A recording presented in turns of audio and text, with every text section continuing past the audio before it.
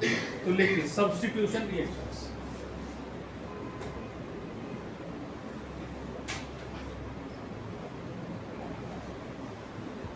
तो substitution reaction होती हैं the reaction in which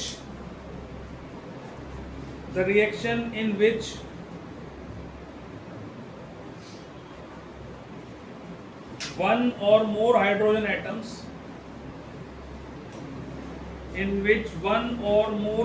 atoms of a hydrocarbon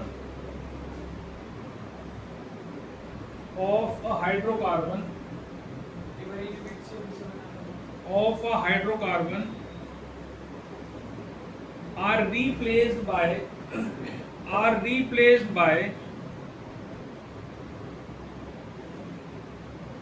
some other atoms like chlorine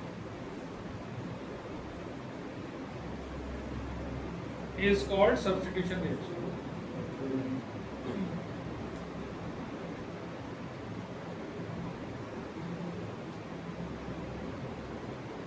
ठीक है, कहाँ से नहीं लिखा तुमने? रिएक्शन मैंने बताया दिया था आपको कि मीथेन के साथ हम करते हैं इसको, क्लोरीन को, in the presence of sunlight. ठीक है, तो ये CH3Cl बन जाता है प्लस HCl बन जाता है, एक तो ये बनता है। फिर अगर हम फर्दर CH3Cl को हम आगे वो करते हैं, बढ़ाते हैं Cl2, तो अभी क्या होगा सनलाइट की प्रेजेंस में CH2Cl2 बन जाएगा। समझा भी दिया था मैंने आपको पिछली बार, एक एक करके हाइड्रोजन होता है ना मीथेन में, एक एक करके हाइड्रोजन, पहली बारी में ये हाइड्रोजन एक हटा, एक जुड़ा, इस हाइड्रोजन की जगह Cl जुड़ गया, अगली बारी में फिर Cl यहाँ जुड़ गया, अगली बारी में फिर Cl यहाँ जुड़ गया, अगली बारी में, ये सब लिखवा दिया था मैंने पिछली क्लास में, लिख लिया था मैंने। तो इनके नाम भी लिखवा दिए थे भैया, जैसे ये क्या था, क्लोरोमीथेन। ठीक है, क्लोरोमीथेन तक ये क्या बनेगा, डाइक्लोरोमीथेन बनेगा ना। अगला था ट्राइक्लोरोमीथेन, अगला था टेट्राक्लोरोमीथेन। ये सब कुछ हमने पिछली क्लास में लिख भी लिया था, डिस्कस भी कर लिया था। तो ये हमारा सब्स्टिट्यूशन रिएक्शन है जब हम, ये किसके साथ होता है, सैचुरेटेड हाइड्रोकार्बन्स के साथ। लिख लो इसको भी लाइन को, substitution reactions takes place with saturated hydrocarbon. लिख लिया बेटा, लिख लिया, सैचुरेटेड हाइड्रोकार्बन्स के साथ होता है। Substitution reactions takes place with saturated hydrocarbons. Addition reaction,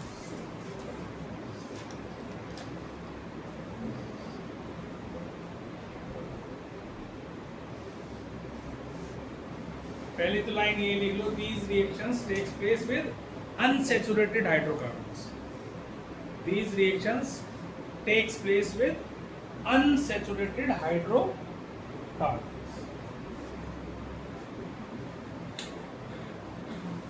ठीक है,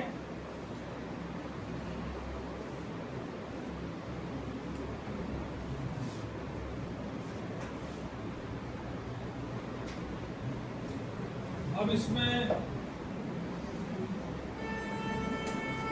आप कुछ भी चीज ऐड कर सकते हो। मैंने बताया अनसैचुरेटेड हाइड्रोकार्बन से मान लो इथीन है ना, दिस इज कॉल्ड इथीन। तो जिसमें भी डबल ट्रिपल बॉन्ड होता है वो सब अनसैचुरेटेड होते हैं। अब इसके अंदर मेरे को जोड़ना है हाइड्रोजन। ठीक है, यहाँ कैटलिस्ट यूज होता है, इसको हम बोलते हैं निकल। निकल इज अ कैटलिस्ट जो रिएक्शन को या तो तेज कर सकता है या स्लो करता है। तो यहाँ तेज करता है, निकल का काम क्या है, तेज करना, पार्टिसिपेट नहीं करता। कैटलिस्ट हमेशा कैसा होता है, वो that does not participate in the reaction but it increases it's rate को बढ़ा देता है, तेज कर देता है ना, ये स्लो भी करते ऐसे। अब ये क्या होगा, ये हाइड्रोजन ये दो कम थे ना, तो ये क्या बन जाएगा, CH3 बन के समझ में आ गया। अब इसकी अपनी जो वो थी आइडेंटिटी खत्म हो गई। अब इथीन नहीं रहा है, अब ये क्या बन गया, इथेन बन गया। अब मान लो इस हाइड्रोजन की जगह, अभी हम करेंगे इसको भी, हमने ब्रोमीन टेस्ट डाल दिया इसमें, लिक्विड ब्रोमीन डाल दिया, तो इसको हम बोलते हैं bromine water test for unsaturated hydrocarbon. ये पता लगाने के लिए कि टेस्ट ट्यूब के अंदर सैचुरेटेड हाइड्रोकार्बन है या अनसैचुरेटेड हाइड्रोकार्बन, ये पता लगा। तो अनसैचुरेटेड हाइड्रोकार्बन ब्रोमीन का जो कलर होता है वो रेडिश ब्राउन होता है, रेडिश ब्राउन। अब जब ये ब्रोमीन जो है ये ऐसे जुड़ जाता है जाके, एक Br इसके साथ जुड़ जाता है, एक Br इसके साथ जुड़ जाता है, डबल बॉन्ड हट गया, सिंगल बॉन्ड आ गया। ये कैसे था, इसको मैं फिर बनाता हूँ, देखो ऐसे था ये, एक हाइड्रोजन यहाँ था, एक हाइड्रोजन मान लो यहाँ था, एक हाइड्रोजन यहाँ था, मान लो एक हाइड्रोजन यहाँ था। इससे कोई फर्क नहीं पड़ता तुम हाइड्रोजन ऊपर दिखा रहे हो नीचे दिखा रहे हो, ये कोई मायने नहीं रखता है, हाइड्रोजन होना चाहिए। अब मैं इसको ऐसे लिख दूँ तो भी कोई गलत नहीं करेगा, ठीक है, समझ में आ रही बात। ये तो बस ये होता है कि देखने में एक साथ लगता है तो इसलिए एक साथ लगता है। यहाँ पे भी हमारे पास दो हाइड्रोजन थे, एक हाइड्रोजन ये था, एक हाइड्रोजन, तो अब डबल बॉन्ड था यहाँ पर पहले। अब हमने क्या करा, इसमें Br और जोड़ दिया, जो कमी थी वो हमने पूरी किससे कर दी, ब्रोमीन से कर दी, इसमें ब्रोमीन वाटर टेस्ट बना दिया। अब जो ये कंपाउंड बना, ठीक है, ये कलरलेस आ गया, now it is colourless. Colour क्यों था, ब्रोमीन वाटर की वजह से कलर था, इसका तो अपने कोई कलर है नहीं, गैस है, लेकिन कलरलेस गैस होती है। इसके अंदर रेडिश ब्राउन अगर हम डालेंगे, ब्रोमीन पास करेंगे तो क्या होगा, ये जो कंपाउंड बन के आया इस कलर किसकी वजह से था, ब्रोमीन की वजह से। ब्रोमीन ने अपनी आइडेंटिटी खत्म कर दिया, वो किसके साथ मिल गई जाके, इथीन के साथ मिल गई, इसके साथ क्यों जुड़ गई आगे वो, ये अपना कलर था इसका, ठीक है। अब ये समझो इस तरीके से है, दो टेस्ट ट्यूब ली, एक में मैंने सैचुरेटेड हाइड्रोकार्बन डाल दिया, एक में मैंने अनसैचुरेटेड डाल दिया, ठीक है। अब सैचुरेटेड में भी मैंने ब्रोमीन वाटर डाला और अनसैचुरेटेड में ब्रोमीन वाटर डाला, दोनों में डाला, जिसमें कलर चेंज हो गया। कलर कब चेंज होगा, जब वो जुड़ेगी उससे, है ना भाई, ब्रोमीन जुड़ेगी जब इथीन के साथ, जब ये तो कलर चेंज करेगी अपना। अब मान लो रिश्ता हुआ ही नहीं, लड़की तो देखी ये लड़का तो देखा पर शादी नहीं करी, ऐसा भी तो होता है भाई। पहले तो शादी से पहले सब चीजें चलती हैं, तो तुमने जोड़ा ही नहीं, तो जोड़ा नहीं तो फिर अपने रंग में रहेगी, जब तक नहीं जुड़ेगी। तो ब्रोमीन अपने कलर में ही रहेगी, किसके साथ, अल्केन के साथ। अब अल्केन के साथ तो जुड़ने की कंडीशन ही नहीं है, CH3 तो वेरी सैचुरेटेड है, जगह ही नहीं है इसके पास, तो ये ब्रोमीन को क्यों चेंज करेगा, नो कलर इन चेंज, ठीक है, no colour will change. Reddish brown है तो रेडिश ब्राउन ही रहेगा, मीथेन के साथ, अल्केन के साथ, कोई भी सिंगल बॉन्ड वाला जो होगा उसके साथ ब्रोमीन अपना कलर नहीं चेंज करेगी, समझ में आ गई। और जैसे ही अनसैचुरेटेड के साथ जाएगी कलरलेस हो जाएगी, फिर अपनी आइडेंटिटी खत्म हो सकती है। अब वो नया प्रोडक्ट बन गया, इसका नाम क्या होगा, इसका नाम होगा 1,2, क्योंकि दोनों दो ही कार्बन है, दोनों के साथ ब्रोमीन जुड़ा हुआ है, तो 1,2 डाइब्रोमो। और क्या बन गई अभी, इथेन, सिंगल बॉन्ड हो गया ना, तो क्या बन गया, इथेन। पहले डबल बॉन्ड था तो इथीन थी, अब ये डबल बॉन्ड से सिंगल बॉन्ड बन गया, अब अनसैचुरेटेड से सैचुरेटेड हो गई है, ठीक है। तो ये क्या बन गया, 1,2 डाइब्रोमो इथेन। समझ में आ गई बात। जैसे हमारा एल्कोहल, जब हम हेलो एल्केन पढ़े थे तो हमने अगर ऐसे आता था तो हम उसको क्या बोलते थे, ब्रोमो इथेन बोलते थे कि नहीं, ब्रोमो इथेन। पहले हेलोजन का नाम देते थे, फिर जिस एल्केन से वो बना उसका नाम देते थे, तो ब्रोमो इथेन। अब यहाँ क्या हो गया, यहाँ तो दो ब्रोमो लग गए, तो इसलिए कहाँ पे लगे पोजीशन भी बतानी है, 1,2 डाइब्रोमो इथेन। अब मान लो ये ऐसे होता, मान लो ऐसे होता है, इसके साथ मैंने ब्रोमीन जोड़ी होती, तो ब्रोमीन जुड़कर क्या होता है, ब्रोमीन हमेशा डबल बॉन्ड के साथ ही जुड़ती है ना, इसे बाद में कर लियो। CH2 के साथ ब्रोमीन जुड़ी, CH के साथ एक ब्रोमीन जुड़ी, और ये तो कंप्लीट है, पहले CH3 लिए बैठा है, तो अब इसका नाम क्या होगा, 1,2 2 डाइब्रोमो प्रोपेन। ठीक है, तो 1 पहली पोजीशन पे है, दूसरी पोजीशन पे। मैंने ये भी बताया था कि कोई भी फंक्शन ग्रुप या कोई भी एलिमेंट जो ब्रांच में है वहां से काउंटिंग करनी है जहां से वो नजदीक। तो ये यहाँ से काउंट करूंगा, यहाँ से नहीं करूंगा। यहाँ पे पहले ब्रोमीन पास में है तो 1 2 डाइब्रोमो और 3 कार्बन है तो बन गया प्रोपेन। प्रोपीन नहीं, ये था प्रोपीन, अब बन गया प्रोपेन। ये आप ध्यान रखिए। तो जब भी अनसैचुरेटेड में से कोई ऐड करी जाएगी तो वो सैचुरेटेड हो जाएगा। अब मान लो ये तो था डबल बॉन्ड, सपोज करो ट्रिपल बॉन्ड हो, ठीक है, और अनसैचुरेटेड कोई भी हो सकता है, डबल बॉन्ड भी हो सकता है, ट्रिपल बॉन्ड भी हो सकता है, दोनों हो सकता है। अब मान लो ऐसे आ जाए, ये भी तो अनसैचुरेटेड है, इसका नाम क्या है, इथाइन।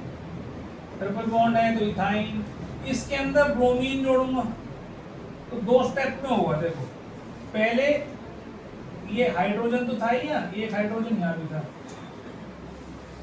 तो पहले ये Br2 जोड़ा यहाँ, ये डबल बॉन्ड हो गया, अभी ट्रिपल बॉन्ड से क्या बना, डबल बॉन्ड हो। ठीक है, 2 Br थे तो मैंने एक Br यहाँ जोड़ दिया। अब मैं इसको डबल कर दूं मान लो, तो क्या होगा, एक Br यहाँ आ गया, एक Br यहाँ आ गया, और ये क्या बन गया, सिंगल बॉन्ड, है ना। कल रूह अफ़ज़ा बनाना सिखाया था ना, कैसे बनाते थे, पानी लो उसमें रूह अफ़ज़ा डालो और फिर भी बच जाए तो उसमें दूध डालो, तो दूध वाला रूह अफ़ज़ा बन के तैयार हो। ठीक है, तो डबल बॉन्ड है, तुमने दो मतलब एक ही चीज और डालनी है, तुमने वो डाल के सिंगल बॉन्ड बना दिया। और अगर तुम्हारे पास कमी रहेगी, अभी सैचुरेट नहीं हुआ है, तो और डालेंगे। तो जैसे यहाँ ट्रिपल बॉन्ड था तो 2 Br से काम नहीं चलेगा, तो यहाँ 4 Br देंगे। क्यों देंगे, अगर ये डबल बॉन्ड कार्बन का और इसमें क्या अंतर है, क्या अंतर है दोनों में, हाइड्रोजन का, 4 हाइड्रोजन का अंतर है कि नहीं। इसका मतलब बाहर से हमें 4 एटम्स देने पड़ेंगे, कोई भी हो, चाहे हेलोजन दे दें, चाहे हाइड्रोजन दे दें, कुछ और जोड़ना हो वो जोड़, तो 4 चीजें देनी पड़ेंगी जब एडिशन कंप्लीट हो। तो अब इसका नाम क्या होगा, 1 1 2 2 टेट्रा ब्रोमो, और क्योंकि 2 कार्बन है तो इथीन, इसका क्या नाम हो गया, 1 1 2 2 टेट्रा ब्रोमो इथेन। समझ में आ गई बात है। तो इस तरीके से इसकी नेमिंग करनी है। अब ये कलरलेस हो जाएगा, now it does not have any colour, इसका कोई कलर नहीं है। तो जब टेस्ट ट्यूब में जिसमें कलर चेंज हो जाए, समझ लो उसमें अनसैचुरेटेड हाइड्रोकार्बन है, और जिसमें कलर चेंज ना हो इसका मतलब सैचुरेटेड है, पहले से भरा हुआ है, उसमें कलर चेंज नहीं होगा क्योंकि उसमें एडिशन नहीं हो सकता। समझ में आ गई बात है। तो एडिशन रिएक्शंस ये होती है। अब मैं लिखवा रहा हूँ, इसका एक यूज़ और भी बहुत अच्छा होता है, वो भी समझा देता हूँ। ये जो पहली रिएक्शन लिखी है मैंने, इसी तरीके से जो ऑयल होता है ना, ऑयल, सरसों का तेल हो, कोई सा भी तेल हो जो तुम यूज़ करते हो, तिल का तेल, सरसों का तेल, ऑलिव ऑयल, जो भी यूज़ करते हो, उससे वनस्पति घी बनाते हैं। क्या बनाते हैं, वनस्पति घी, घी की फॉर्म में सॉलिड कर देते हैं, उस तेल को सॉलिड कर देते हैं। तो ये जो तेल होता है ना, ये अनसैचुरेटेड होता है, तेल इज अनसैचुरेटेड। ठीक है, मतलब उसमें डबल बॉन्ड होता है। अब अनसैचुरेटेड को सैचुरेट करना है, तो हम क्या करते हैं, उसके अंदर हाइड्रोजन गैस पास करते हैं। इस प्रोसेस को बोलते हैं हाइड्रोजिनेशन। क्या बोलते हैं, हाइड्रोजिनेशन। किसी भी इसमें अनसैचुरेटेड हाइड्रोकार्बन में हाइड्रोजन ऐड करने के प्रोसेस को, इन द प्रेजेंस ऑफ निकल, that process is called hydrogenation. अगर यही प्रोसेस हम तेल के साथ कर दें तो वो घी हो जाता है, सैचुरेट हो जाता है ना। सैचुरेटेड जो घी होता है that is in saturated form, जमा हुआ, तो सैचुरेट हो जाता है। ठीक है, तो वनस्पति ऑयल से वनस्पति घी, ये कमर्शियल यूज है इसका। बाजार में पैकेट में घी मिलता है, डालडा घी, वनस्पति गगन घी, रथ घी, ऐसे करके घी आते हैं। अब कम यूज हो गया है इनका, बहुत कम यूज रह गया है, अब लोग नहीं यूज करते क्योंकि it is harmful for our heart, arteries में जम जाता है, खराब है। ठीक है, जो वनस्पति घी है, गाय का या भैंस का घी नहीं, वो खराब नहीं है, वो जमता भी नहीं है, ठीक है, क्योंकि वो नेचुरल है। अब ये बनाया गया है जबरदस्ती उसको, तो ये नुकसानदायक है, तो इसको नहीं खाना चाहिए। दूसरी चीज़ क्या नहीं खानी चाहिए, रिफाइंड ऑयल नहीं खाना चाहिए, क्योंकि हमारे शरीर में तेल की या घी की या फैट की, जो भी कह लो, सबसे ज़्यादा ज़रूरत होती है। क्यों ज़रूरत होती है सबसे ज़्यादा? क्योंकि हमारा हर सेल कोलेस्ट्रॉल से बना है और फैट से ही मिलता है हमको।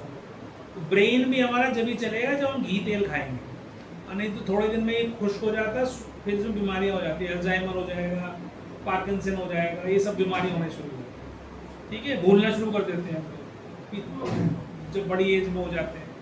तो अब तो जल्दी जल्दी ही बोलने लग गए, अब तो छोटी उम्र में ही होने लग गया काम, क्योंकि लोग बाग जो है उनकी डाइट ऐसी कर दी, डॉक्टर्स ने पहले डरा देते हैं, तेल घी मत खाना ज़्यादा, नहीं तो हार्ट में 2 चम्मच ही खाना, 2 से ज़्यादा खाओगे तो बीमार हो जाओगे हार्ट के। और अब जबकि यूएसए की जो मेडिकल एसोसिएशन है, अब उन्होंने ये लिख के प्रमाणित कर दिया, कह दिया है कि भाई जो आप घी खाते हो, घी से कुछ भी नुकसान आपके हार्ट को नहीं होता। ये 50 साल बाद बोला। अब तक वो घी तेल को सबसे पहले बंद कराते थे, इंडिया में अभी भी वही चल रहा है। किसी भी हार्ट स्पेशलिस्ट के पास चले जाओ, वो तुम्हें छुटते ही कहेगा घी बंद कर देना बेटा, तेल बंद कर देना, नमक बंद कर देना।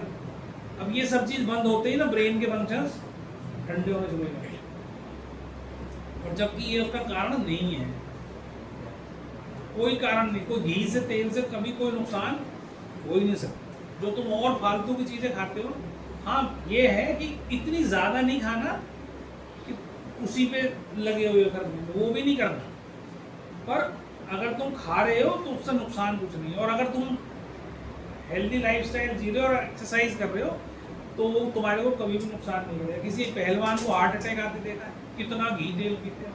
दारा सिंह 100 साल के हो गए, दारा सिंह का नाम सुना है ना, जो रामायण में हनुमान जी बने थे, 100 साल से थोड़े से कम रह गए थे, 1-2 साल, और इतना घी और तेल और इतना सब कुछ खाते थे। उनकी डाइट तो हमारे ख्याल से हम पूरी क्लास भी अगर मिल के खाएं तो इतनी नहीं खा सकते, इतनी खाते, बुढ़ापे तक खाइए। जब जवानी में खाते होंगे, ज़्यादा खाते होंगे, थोड़ी बहुत रिड्यूस करी होगी, पर 2 रोटी हमारी तरह नहीं खाते थे, है ना। तो पहलवान कोई भी हो, तुम देखो उनकी एक्सरसाइज देखो, तुम क्या जबरदस्त एक्सरसाइज करते हैं। तो वो जो कुछ खाया पिया उससे तो एनर्जी मिलेगी, सूखे शरीर में कैसे एनर्जी आएगी? थोड़े दिन भूल जाएगा शरीर, अगर सूखा तुमने कर भी लिया तो फिर और चीज़ें फंक्शंस गड़बड़ होने शुरू हो जाएंगे। तो घी तेल बहुत ज़रूरी है। लिखिए, the reaction in which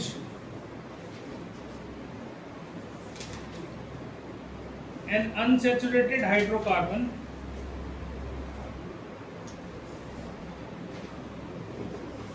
combines with another substance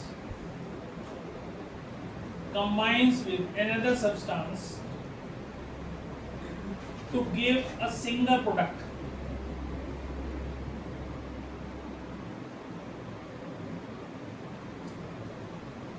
Is called an addition reaction.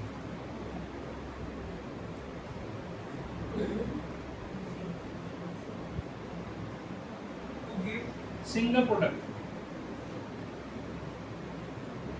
is called an addition reaction. Example मैंने तुम्हें लिखवा दिया है ना। और इसका कमर्शियल यूज क्या होता है? Commercial use of this reaction, commercial use of this reaction is converting वनस्पति ऑयल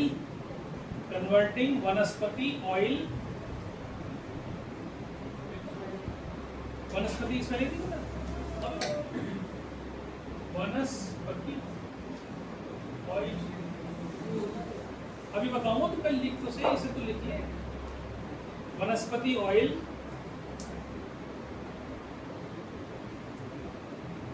टू वनस्पति घी,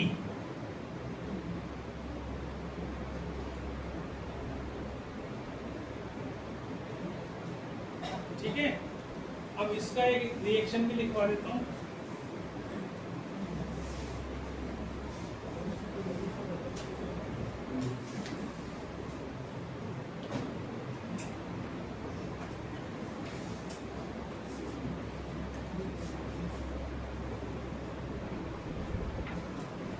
होता है ना हमारा जो डबल बॉन्ड वाला अल्कीन होता है, ऐसे ही होता है ना। तो डबल बॉन्ड कहीं भी हो सकता है, कोई जरूरी थोड़ी है यार, कुछ भी हो सकते हैं, कहीं भी डबल बॉन्ड हो सकता है। तो डबल बॉन्ड के अंदर अगर हम हाइड्रोजन ऐड करते हैं इन द प्रेजेंस ऑफ निकल और उसको हीट करते हैं तो ये क्या बन जाएगा, आर सी, और ये बन गया सिंगल बॉन्ड और आर और सी। ठीक है, ये हाइड्रोजन इसमें चार्ज हो जाएगी, एच यहाँ एक एक्स्ट्रा आ जाएगा। ठीक है, यहाँ एच आ जाएगा, यहाँ एक एच यहाँ, 4 कार्बन की वैलेंसी बन गई, हाइड्रोजन उसमें जुड़ गया। तो ये अल्केन बन गया, अल्कीन से सैचुरेट हो गया। ठीक है, ये वनस्पति ऑयल है मान लो, वनस्पति ऑयल, ये बन गया वनस्पति घी। ठीक है, इसको कमर्शियल यूज में यूज करते हैं, मतलब कमर्शियली यूज हो रहा है ये, मतलब पैसा कमाया जा रहा है ऑयल से घी बना। ठीक है, अब वनस्पति क्या होता है, वनस्पति सुन ले भाई, वनस्पति क्या होता है, वनस्पति मतलब जो पेड़ पौधे होते हैं, जो प्लांट्स होते हैं, उससे जो ऑयल निकालते हैं वो कैसे निकलता है, हम घर में यूज करते हैं। तुम घर में कौन सा ऑयल यूज करते हो, आ गया जो वनस्पति समझ गए तुम, प्लांट्स को वनस्पति। अब दोनों चीज बता दी मैंने तुम्हें, ब्राउन ये क्या बताया, ब्रोमीन वाटर टेस्ट भी बता दिया। ब्रोमीन वाटर टेस्ट किस लिए यूज किया जाता है, अनसैचुरेटेड और सैचुरेटेड को चेक करके कि भाई ये अनसैचुरेटेड है ये सैचुरेटेड, ये पता लगाने के लिए ब्रोमीन वाटर टेस्ट करते हैं। ब्रोमीन वाटर कैसे कलर का होता है, रेडिश ब्राउन कलर का होता है, और जब हम उसको अनसैचुरेटेड हाइड्रोकार्बन में डालते हैं तो वो क्या बन जाता है, कलरलेस हो जाता है, उसका अपना कलर खत्म हो जाता है, वो अपनी आइडेंटिटी खत्म कर देता है। इसके बाद हम आ रहे हैं इथेनॉल के ऊपर, है ना। इथेनॉल क्या होता है, स्पेशली इथेनॉल के बारे में हमारे कोर्स में है। ठीक है, इथेनॉल CH3 CH2 इथेनॉल।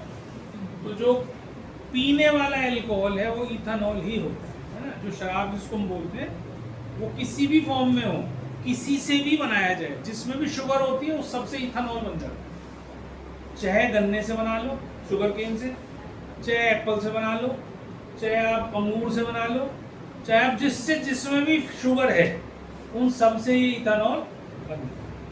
और अलग अलग चीज़ों से बनने की वजह से इसके अलग अलग नाम भी है ना। जैसे हम कहते हैं भी ब्रांडी है, ये वाइन है, ये विस्की है, ये सारी चीज़ें जो है ना अलग अलग सोर्स है जिससे बनता है, उनके नाम उन्होंने अलग अलग दिए। अब उनका क्या असर होता है, क्या होता है, वो मैं नहीं एक्सप्लेन कर सकता, है ना। पर सब में है क्या, इथाइल एल्कोहल। ठीक है, और ये कलरलेस होता है, कलरलेस होता है। शराब जो दिखाते हैं ना तुम पीते हैं तो उसमें कलर डाला हुआ होता है, ब्राउन कलर की दिखती है तुम्हें, तो brown colour is due to added colour. अपना इसका कोई कलर नहीं होता, न्यूट्रल होता है, ना एसिडिक होता ना बेसिक होता। ठीक है, तुम पी लो उसको, ना एसिडिक है नेचर में ना बेसिक है, न्यूट्रल होता है। ठीक है, पानी में डिजोल्व हो जाता है, अभी मैं लिखवाऊंगा सब, पानी में डिजोल्व हो जाता है आसानी से इन एनी प्रोपोर्शन। चाहे इतनी सी डाल के पानी भर दो, चाहे इतना भर के और उसमें पानी बच्ची में डाल दो, ज़्यादा भर के एल्कोहल उसमें थोड़ा पानी डाल लो, या थोड़ा एल्कोहल डाल के उसमें ज़्यादा पानी डाल दो, ये हर प्रोपोर्शन में उसमें सॉलिड है। ठीक है, मिसिबल है उसको। अच्छा, अब लिख लो इसको, इसका नाम वैसे इथेनॉल तो है ही, इसको वैसे कॉमन नेम क्या कहते हैं, इथाइल एल्कोहल। क्या होता है ये, इथाइल, ये हिस्सा इथाइल और एल्कोहल, तो इसका कॉमन नेम है इथाइल एल्कोहल। अब इसकी फिजिकल प्रॉपर्टीज देखेंगे, देखिए फिजिकल प्रॉपर्टीज।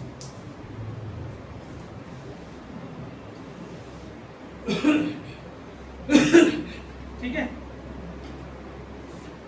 अब लिखो, it is a colourless liquid.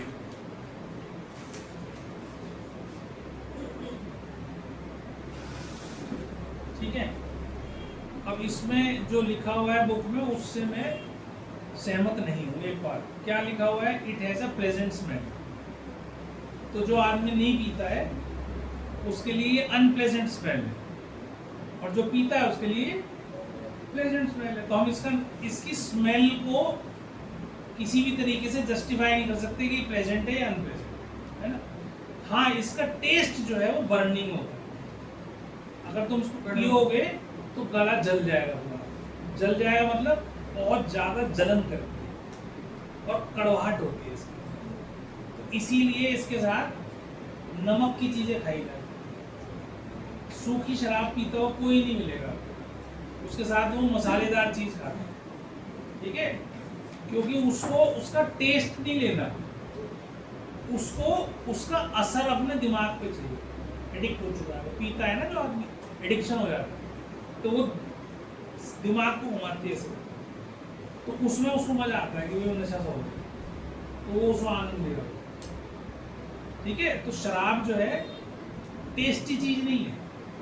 कोई भी आदमी अगर अचानक पहली बार पी ले तो वो टेस्ट को सहन भी नहीं कर पाएगा, इतना गंदा टेस्ट है और गला जला देता। अच्छा, काफ़ी देर तक तुम्हें जलन महसूस होगी और ऊपर से ये खूब सारा नमकीन और भुजिया खाते हैं, सब कुछ सलाद भी होता है, ठीक है। तो वो बस वो खराब चीज़ है। अब अच्छी चीज़ तो है नहीं, अच्छी चीज़ तो नहीं। अच्छी चीज़ अगर हो तो फिर तो सब पीने लग जाए। जैसे दूध है, चाय सब पीते हैं घर में, दूध भी पीते हैं सब घर में, तो उसका एडिक्शन नहीं होता। चाय का तो होता है, दूध का तो एडिक्शन नहीं है, ठीक है। वैसे तो हर चीज़ का एडिक्शन होता है, वैसे हर चीज़ का एडिक्शन होता है। एडिक्शन कैसे होता है कि आपको अगर रोटी खाने की आदत है गेहूँ की, तो और आपसे मैं कह दूँ भाई आपको आज से गेहूँ की रोटी नहीं मिलेगी, आपको बाजरे की रोटी खिलाएंगे, तो आप क्या कहोगे, मेरे बस की नहीं है भाई। 2 दिन खाओगे, तीसरे दिन मेरे तो गेहूँ की रोटी दिया। टेस्ट जवान पे चढ़ाई होगी, बात समझ में आ रही है। चावल जो खाता है वो चावल ही खाता है, उसे गेहूं की रोटी नहीं पसंद आती। वो तुम देखो साउथ में सब चीज़ें चावल की बनती हैं, वो गेहूं है कहाँ, वो सभी चीज़ चावल की खाते हैं। वो यहाँ भी आ जाते हैं तो भी चावल ही खा रहे होते हैं। यहाँ साउथ इंडियन जो भी वो है तो नहीं ना, है तो नहीं। तो साउथ इंडिया के जो लोग हैं वो यहाँ पे भी चावल उतना ही खाएंगे, यहाँ गेहूं की रोटी उनके नहीं बनती है, क्योंकि उनका हर जो भी खाना है उसमें सब में चावल से बना हुआ है। चाहे वो इडली ले लो, चाहे वो डोसा ले लो, चाहे वो कुछ भी ले लो, या तो दाल होता है चावल होता है, 2 ही चीज़ें उसी से, ठीक है। तो एडिक्शन उसका है, लेकिन ये एडिक्शन खराब क्यों है अल्कोहल का, क्योंकि इसके ना पीने से आपके शरीर, आप काम करने लायक नहीं रहते। जब ज़्यादा पीते हैं ना जो आदमी, तो थोड़ी बहुत पी रहा है वो तो कोई बात नहीं, कि वो ओकेजनली पी ली भी कहीं चले गए, ना भी नहीं है हाँ भी नहीं है ना भाई, थोड़ा बहुत किसी का साथ देने के लिए थोड़ी बना लिया, कोई गलत चीज़। लेकिन अगर आप रेगुलर ड्रिंक करो तो शाम के टाइम एक फिक्स टाइम पे, जैसे तुम्हारी रोज एक टाइम पे अगर तुम उठने लगो ना, 7 बजे उठते हो या 6 बजे उठते हो और आँख एकदम खुल जाती है सुबह को, ऐसी 6 बजते घंटी बजती टन चाहिए, उसके बाद फिर काम में मन नहीं लगेगा। और जब ज़्यादा पीने लगते हैं तो रात को अगर तुमने छोड़ दी हो तो नींद नहीं आएगी सारी रात, ऐसी खोले पड़े रहोगे आप। और फिर और ज़्यादा दिन के लिए छोड़ दी तो तुम्हारे शरीर में दर्द होना शुरू हो जाएगा, तुम्हारे पेट में दर्द शुरू हो जाएगा, तुम्हारे सिर में दर्द होना शुरू हो जाएगा, भयानक बात, हल्का फुल्का नहीं। तो इसको छोड़ना, एडिक्शन किसी भी नशे की चीज़ को एक बार शुरू करना तो आसान है, लेकिन उससे बाहर निकलना बहुत मुश्किल है। बहुत विल पावर वाले लोग ही बाहर निकल पाते, नहीं तो नहीं निकल पाते। तुम देखते हो पूरे अच्छे घर बर्बाद होते हैं शराब से। तो तुम्हें इसका एक किस्सा सुनाता हूँ। कलरलेस लिक्विड के बाद लिखो it has burning test. Number 3 लिखो volatile liquid, volatile liquid. Number 4 लिखो low boiling point, low BP, low boiling point.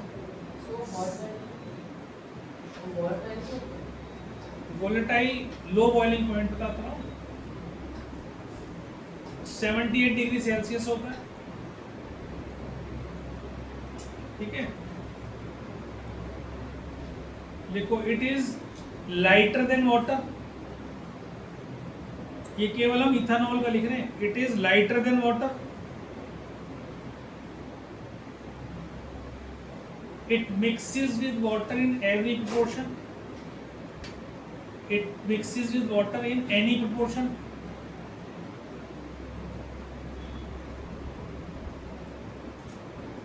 ठीक है.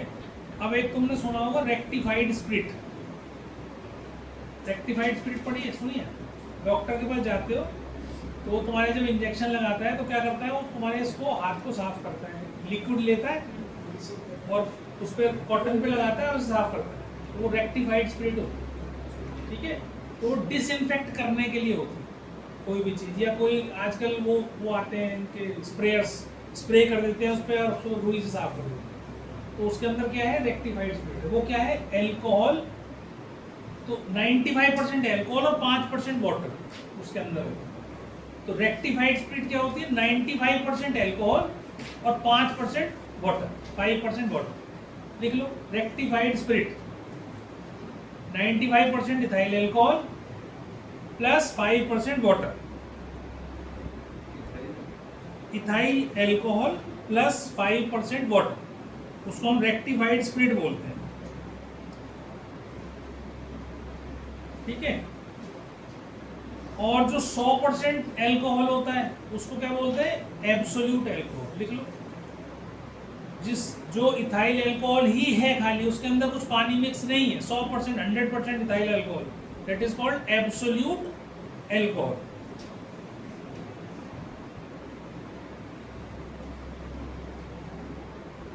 ठीक है. न्यूट्रल लिखवा दिया था मैंने, it is neutral in nature.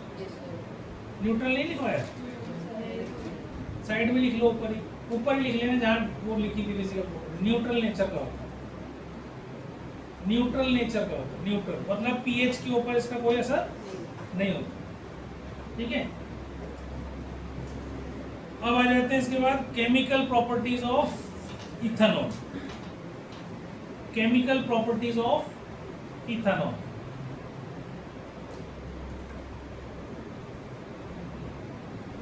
Chemical properties में सबसे पहली प्रॉपर्टी है ऑक्सीडेशन. नहीं सॉरी, कंबस्चन. कंबस्चन लिखो. पहले भी कंबस्चन लिखी थी हमने. कंबस्चन होती तो कंबस्चन भी ऑक्सीडेशन ही है. ठीक है. जो ऑक्सीडेशन होता है वह कंट्रोल्ड ऑक्सीजन होता है. कंबस्चन का मतलब ऑक्सीजन की प्रेजेंस में किसी चीज को जलाना. कंबस्चन का मतलब क्या होता है, किसी भी चीज को बर्न करना इन द प्रेजेंस ऑफ. तो इथाइल एल्कोहल भी बहुत हाईली कंबस्टेबल होता है, बहुत जल्दी आग लग जाती है इसके अंदर. ठीक है. मान लो CH3 CH2OH, इसको आप C2H5OH भी लिख सकते हो, ऐसे भी लिख सकते हो. इसको ऑक्सीजन की प्रेजेंस में अगर हम कंबस्ट करते हैं, कंबस्चन करते हैं, तो क्या बनता है, CO2 plus H2O plus heat plus light. जैसे आपने मीथेन को जलाया था या अल्केन को जलाया था या अल्कीन को जलाया था, इसी प्रकार से इसमें भी एल्कोहल में आग लगाने से एल्कोहल प्लस वाटर निकलता है. अब आजकल हमारी कंट्री के अंदर जो हम पेट्रोल यूज कर रहे हैं उसमें 20% इथाइल एल्कोहल मिला हुआ है. 20% यही मिला होता है. ठीक है. तो अब इसके जो खाली पीने का ही काम नहीं रह गया इसका, अब इसका कमर्शियल यूज भी शुरू हो गया. तो हमारी 80% एल्कोहल उसमें वो होता है पेट्रोल, और पेट्रोल में मिलाते हैं इसको, और 20% इथाइल है. ठीक है. तो ये आप कंबस्चन होता है इसमें, इसकी बैलेंसिंग कर लेना. 2 और 3 से हो जाएगी, ये 2 हो जाएगा, ये 3 हो जाएगी. ठीक है.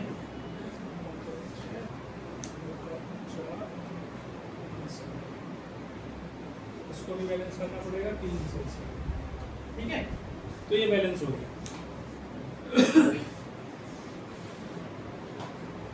अब इसके बाद आता है अगला जो केमिकल प्रॉपर्टी है, वो कहलाती है, वो है ऑक्सीडेशन. ठीक है. ऑक्सीडेशन. ऑक्सीडेशन में क्या होता है,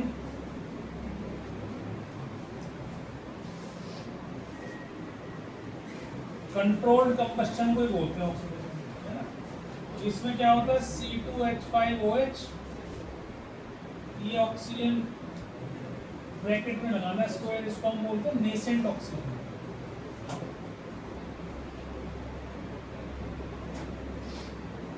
ये कौन प्रोवाइड करता है? दो ऑक्सीडाइजिंग एजेंट्स हमने पढ़ने, एक तो होता है एसिडिफाइड पोटेशियम डाइक्रोमेट K2Cr2O7, ठीक है, या इनमें से एक लेना है potassium permanganate KMnO4, alkaline KMnO, ठीक है। तो ये दो ऑक्सीडाइजिंग एजेंट्स हैं जो इसको ऑक्सीडेशन करने के लिए यूज करे जाते हैं। एसिडिफाइड का मतलब है इसके अंदर H2SO4 है और इसके अंदर NaOH है, पर नाम इसमें अल्कलाइन लिख देते हैं और यहाँ एसिडिफाइड की जगह H2SO4। इनमें से एक लेना है, कोई भी एक, इसीलिए और लिखा है मैंने, ठीक है। अब ये क्या करेगा, ये क्या बना देगा? ये था CH3, ये था CH3 CH2OH, ये था ना ये, और इसका बन जाएगा CH3 COOH प्लस H2। इसने इसको ऑक्सीडाइज करके क्या बना दिया? कार्बोक्सिलिक एसिड बना दिया, एक ऑक्सीजन और जोड़ दिया है ना, तो ये क्या बन गया?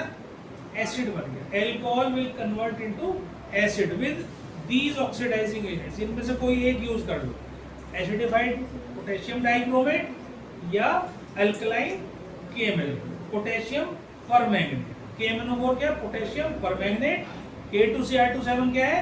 Potassium dichromate. पूछूंगा कल को, ये लिख लेना क्लास के अंदर, ध्यान रखना, बैठे तो मस्ती मार रहा है।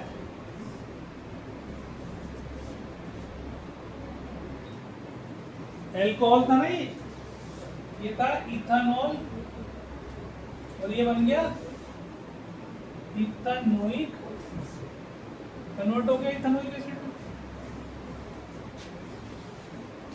ठीक है। अब अगली जो प्रॉपर्टी आती है वो आती है reaction with sodium metal, reaction with sodium metal. मिटा दो ना इसको। तो रिएक्शन विद सोडियम मेटल मतलब अगर मैं इसको Na के साथ रिएक्ट करूं, उतारो पहले, उतारो उसको ले।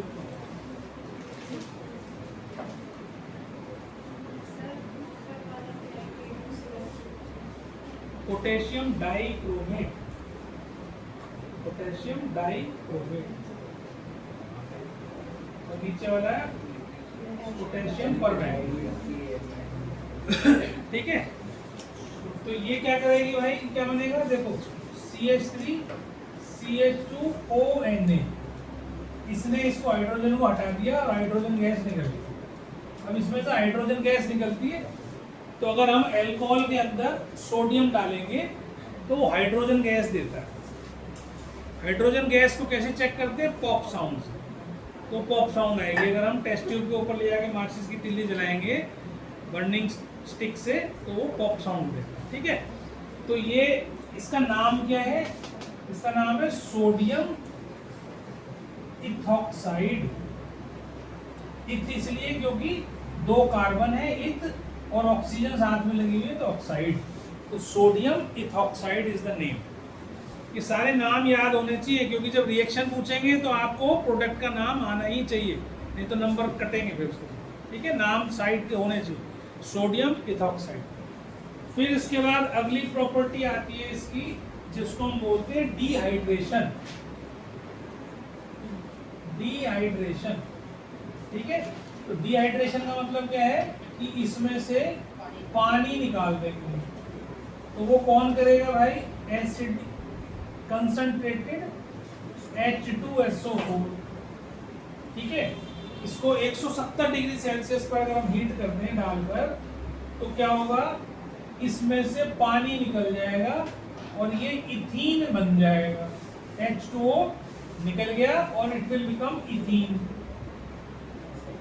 ठीक है। बोला एल्कोहल से अगर मुझे एल्कीन बनाना है, एल्कोहल से एल्कीन बनाना है, तो कंसंट्रेटेड H2SO4 डालना है 170 डिग्री सेल्सियस, हीट करना है, वो अपने आप ऑटोमेटिकली उसको बना देगा, पानी बाहर निकल जाएगा, ठीक है। तो ये चीज आपको ध्यान रखनी है। तो यहाँ डिहाइड्रेटिंग एजेंट क्या है? Concentrated sulphuric acid. हाँ ये याद करना पड़ेगा। ठीक है, अभी तो इस साल तो तुम्हारे पास एक ही टेम्परेचर है, आगे जब रिएक्शंस याद करोगे तो बहुत सारे टेम्परेचर्स होते हैं, प्रेशर होते हैं, वो सब याद करना होता है, रिएक्शन उसी पे ही होती है, उससे ज़्यादा कंप्यूटर में गड़बड़ हो जाती है। अब अगली जो रिएक्शन आ रही है और जो लास्ट रिएक्शन है, 5 रिएक्शन है इसमें। एल्कोहल प्रोडक्ट साइड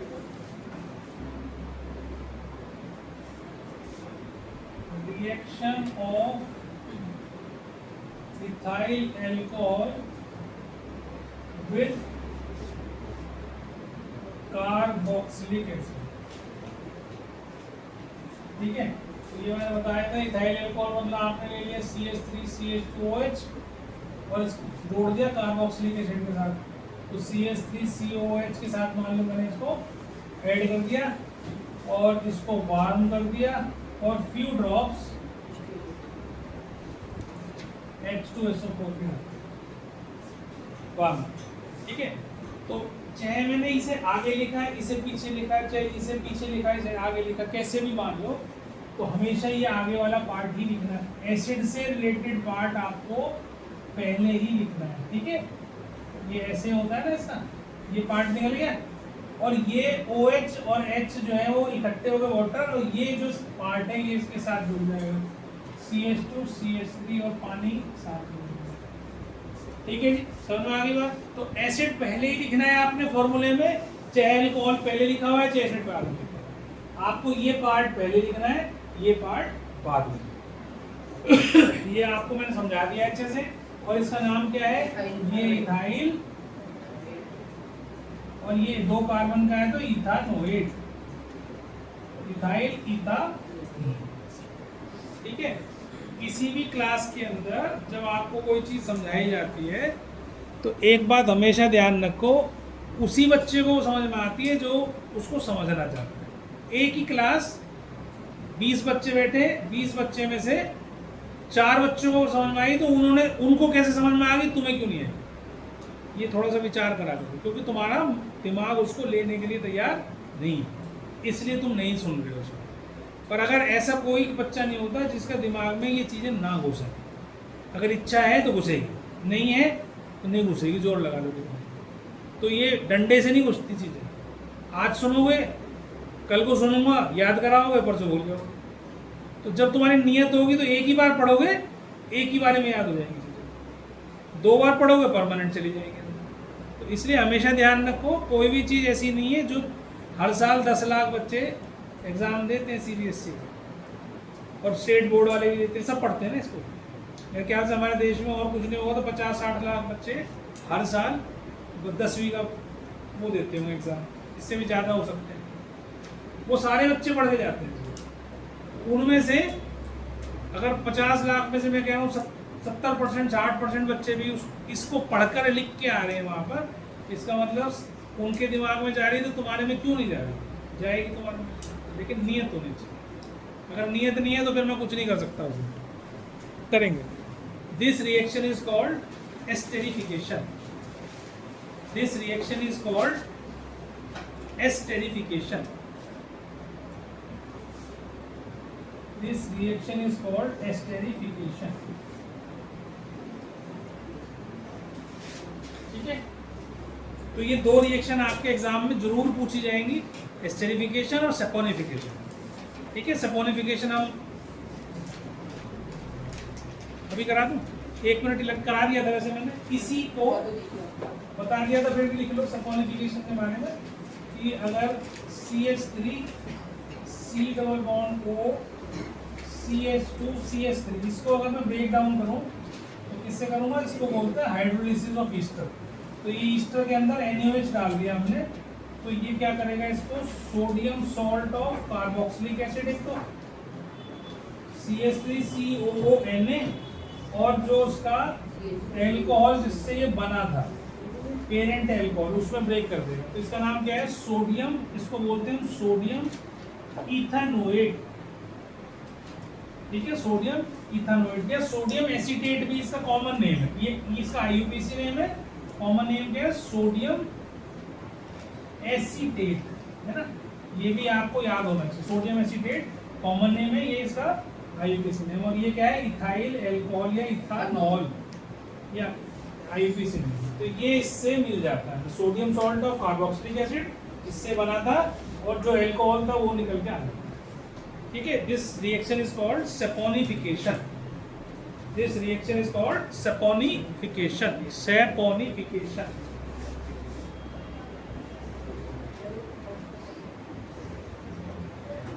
ठीक है, ये दो रिएक्शन जरूर तैयार कर लेना अच्छे से।